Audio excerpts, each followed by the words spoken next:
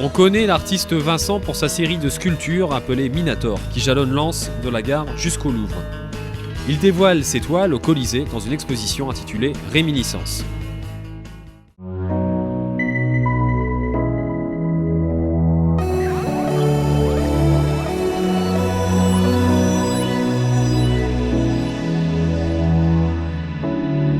Alors, l'exposition s'appelle Réminiscence. C'est une suite à l'exposition de sculpture monumentale. Parce que Minator, l'exposition de sculpture monumentale s'appelle Minator. Et Réminiscence, c'est la présentation des toiles qui vont avec l'exposition Minator, qui veut dire mineur. Réminiscence, parce que c'est l'effacement des souvenirs. J'utilise beaucoup les effacements et les recouvrements de souvenirs. Donc j'utilise beaucoup ces techniques-là d'effacer techniquement, mécaniquement et chimiquement les couleurs que je mets sur les toiles.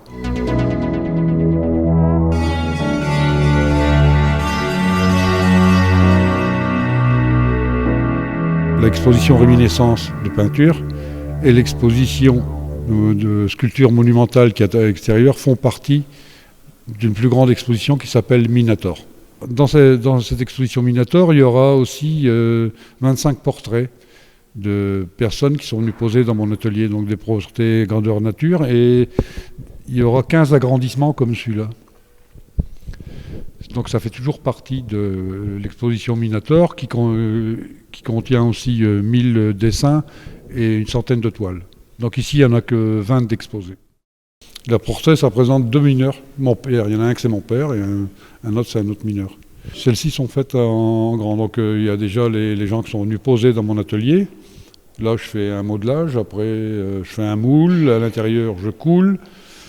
Et après, j'ai ma sculpture grandeur nature. Et après, je fais un agrandissement. Et sur la vidéo, on voit comment on fait un agrandissement.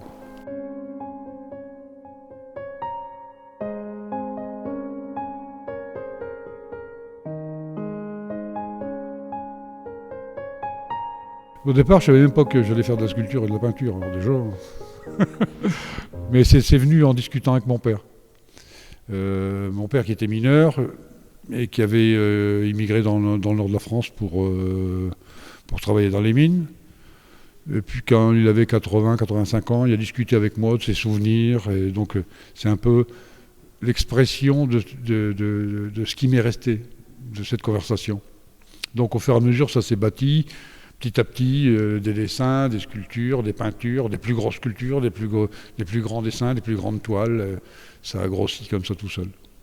Avec l'avenue du Louvre-Lens, j'ai fait pour l'inauguration, on m'avait demandé d'installer les sculptures.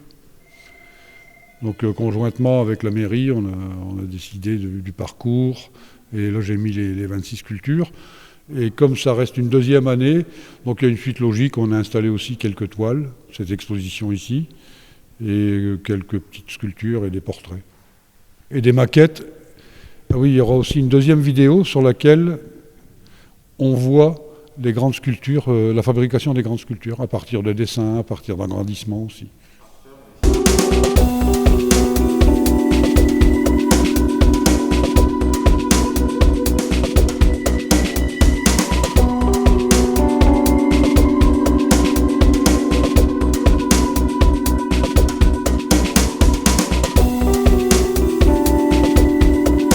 C'était aussi de montrer d'autres facettes qui sont aussi très intéressantes et qui permettent de voir un petit peu comment un artiste finalement il peut à la fois faire des choses très figuratives, puisqu'on a quand même des portraits, enfin des sculptures très figuratives et qui donc vont forcément parler à un certain type de public qui va se dire ah tiens, il sait faire ça, mais du coup la démarche contemporaine en devient d'autant plus intéressante puisque les gens vont du coup s'interroger sur bah oui, mais puisqu'il sait faire des portraits figuratifs, pourquoi est-ce que par ailleurs il fait des choses aussi abstraites? Et je pense que c'est ce travail de médiation auprès du public et que Vincent a déjà fait à plusieurs reprises d'ailleurs auprès de différents publics. Il y a déjà eu plusieurs visites commentées de l'exposition monumentale. Ça permet aux gens que ça intéresse ou même aux novices, aux béotiens, d'appréhender un petit peu tout ce qui se passe dans la tête d'un artiste, ou enfin en tout cas d'essayer de s'en approcher et de voir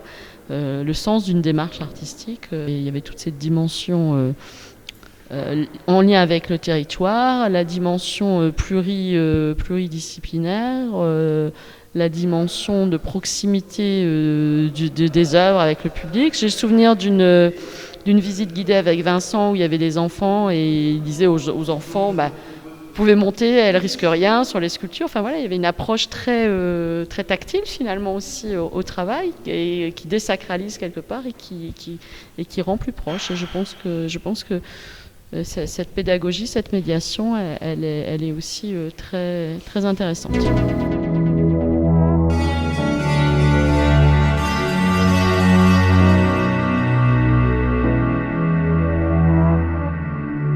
Pour moi, elles ont un sens tout ensemble. Mais c'est rare d'avoir un endroit où je peux mettre les 28 sculptures monumentales qui font 5 mètres avec tout le reste. Donc forcément, c'est coupé.